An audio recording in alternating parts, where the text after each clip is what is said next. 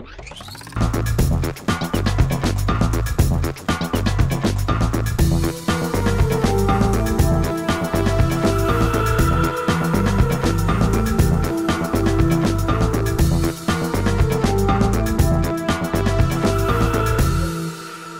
to Critical Mass. I'm Kyle Steenblik with Watch Play Read. I'm Kaitlyn Booth along with Watch Play Read. And we are not in Art House Cinema 502. We are here in KPDR Studios, but be sure to like Art House Cinema 502 on Facebook. Now, Rich is normally here with Standard Examiner, but today he's behind the cameras. And we are here today to talk about the Lazarus Effect.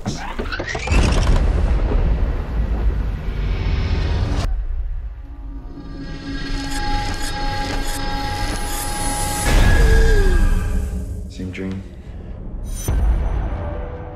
Good morning, Dr. McConnell. Good morning, James. This whole process started with the Lazarus Serum. The goal here is simple, to bring someone back from the dead. Event 1 in 3, 2, 1. No effect.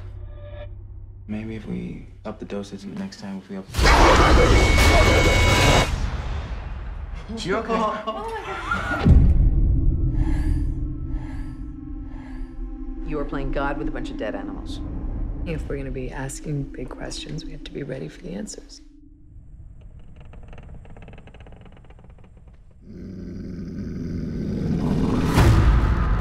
Whoa, that's too much neural activity. What the hell is going on here? We're gonna duplicate the experiment. In 3, 2, 1. Zoe, she's been electrocuted.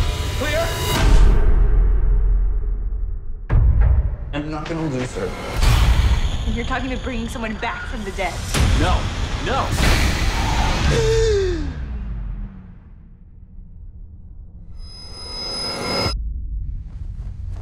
Hey, sweetheart, it's me. Did I just die? You okay? I think something's wrong. You've just been through a traumatic experience. You need to let your body heal. What? It's not Zoe in there. I went somewhere. That was a dream. It was hell.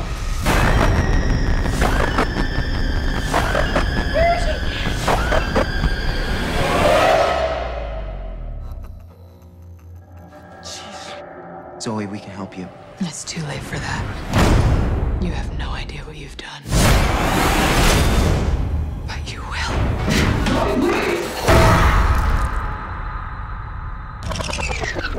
What did you Very think? subtle title. Yes! We don't know what happens at all based off the title.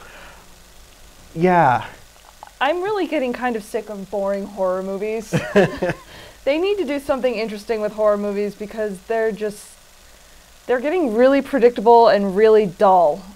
It was pretty dull. It was very predictable. Starting with the title, you know what's going to happen. It's called the Lazarus Effect. Someone is going to come back from the dead. And their taglines are, evil is coming. And evil will rise. Evil will rise. So they're going to come back from the dead, and we know going into this that they're going to come back evil. Very, very original concept. No, there's nothing original about this movie. I think the thing I described it as soon as it started and all of the bad things started happening was, I am watching the horror movie version of Lucy, only somehow even dumber. And that's coming from somebody who really liked Lucy. I thought Lucy was a fun movie, but I also admitted that Lucy was very, very dumb, and this is somehow even dumber. It is, but because with Lucy, they started with a presumption of a scientific theory. It was basically wrong, but it was in a different universe. Let's just start. This, they tried to shoehorn weird scientific theories and concepts where they didn't fit or belong at all. No. And I'm usually okay with, hand-waving junk science in this for the sake of entertainment. But there was no entertainment, so I can't really hand-wave anything away. We have our main cast consists of Robert Duplass, Olivia Wilde, Donald Glover, Evan Peters, and Sarah Bogner. Right. I believe that's how you say her last name. Mhm. And it's a very small cast, and you would think with a small cast, you're supposed to, get to know the characters on a more intimate level. We just came from seeing this movie probably less than an hour ago. Mhm. Less than an hour ago, and I already can barely remember any of their names. I don't think I remember any of the actual character names. Probably because they didn't really use them, except, what was her name, Zoe? Yeah, Zoe. Yes, That's you Olivia remember Wilde her name. characters. You remember her name because they shout that constantly.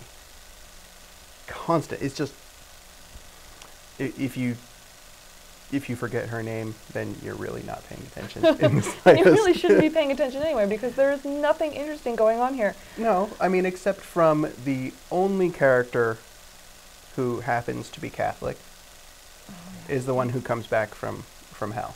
So there's this undercurrent in a lot of horror movies, especially horror and in science fiction, unfortunately, where there is this underlying theme of we should not trample on God's domain, where you shouldn't, play God for any reason, and if you do, you are going to be punished. And this once again comes up in the fact that she is the only Catholic person in the entire cast, and they even bring up religion and aspect to the university they're working at. Yeah.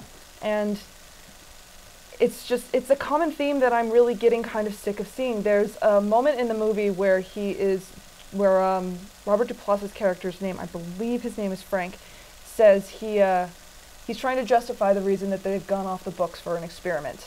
And he says all of the greatest discoveries that we have made in science have been made as mistakes in laboratories. And that was probably the most honest moment in the entire movie. It was. Unfortunately, they didn't say that some of the greatest cinema is because of mistakes in a studio. And I think this was really just, they didn't have anything original to display. It was they chopped up and crammed together just about every theme and plot device from every horror thriller movie that you've seen in the last 5 years, At least. and they put it in there. There wasn't anything actually frightening. There were a few jump scares, and I said this to the rep when we were talking, when we were giving our comments, but I don't consider jump scares to be really worth anything when it comes to horror movies. A good horror movie is soaked in atmosphere. And unless you are sitting there at the edge of your seat going, I know something's about to happen, but it's not happening. Why isn't anything happening? Something should be happening. Unless you're... Tension is the key to a good horror movie, and there was no tension. There was no atmosphere. There was tension. At the beginning of the film, in their scientific experiments, they bring a dog back to life. And they have this very... I mean, they even call it out in the movie. They have a very Cujo type feel. The dog is just off. There's something wrong with the dog. That was probably the most tense I felt in the entire film. Yeah. I did not... I was actually expecting them to do more with the dog. I thought the dog was going to be the instigator. Yeah. To be the thing. I actually thought the dog was going to be the thing to kill her. Yeah. And they were definitely heavily hinting at that, and the fact that he didn't, and then he just kind of bites it, for lack of a better term. The dog didn't really do anything. No. The dog did like that one creepy thing where they bring him home the first night, and he goes and he like stands over her while she's sleeping. He does creepy dog thing. He does the creepy Twilight Edward Cullen thing. He came back as a sparkly vampire dog. And that was it. That was the end of creepy for this movie. It really was. And the rest was startle tactics and large orchestral hits. If you muted the soundtrack, most of the jumps and the startles would be gone. So I didn't really care for it much. I didn't find anything really redeeming about it. What about you? Would you get what would you grade this movie? Well, coming as someone who is not a horror fan at all, the only place I will see horror movies is Sundance, because Sundance tends to do interesting things with horror movies sometimes. I would probably give it a D, and I just sat there for most of the movie going, this is a really good cast. Should they be doing something else and something better with their time? It probably should. But, I mean, a working actor, you take a job. You take the job that's offered. Paycheck's a paycheck. A paycheck's a paycheck. So I'm not going to hold it against them. Sorry, you made a mediocre movie. Sorry. It's not very good. So you gave it a D minus? Just a D. Just a D? Yeah. Oh, okay. A D. I'm going to give it a D plus because they started on a pretty good note with the dog. Yeah. They just... It would have been a better movie. They just phoned it in after that. Yeah. Especially with the kills. There is... It's like I said, this is a small cast, and of course, it's a horror movie. You know, people are going to die. I'm not going to consider that a spoiler. But the fact that they could not come up with one creative kill when they have such a crazy concept that they're working from was really disappointing. It was. There was not a moment of originality in the entire hour and 23 minutes. Yeah, this was a short one. This was a short one, so at least the disappointment is small. So that's it for the Lazarus Effect. I'm Kyle Steenblik with Watch, Play, Read. I'm Kaitlyn Booth with Watch, Play, Read. We will both have full reviews up on Watch, Play, Read later this week, along with Rich will also have reviews up on the Standard Examiner and on Salt Lake Magazine. Yep, and you can catch us at watchplayread.com or on Facebook. This has been Critical Mass. Remember, we're not cynical, we're just critical. That was pretty good.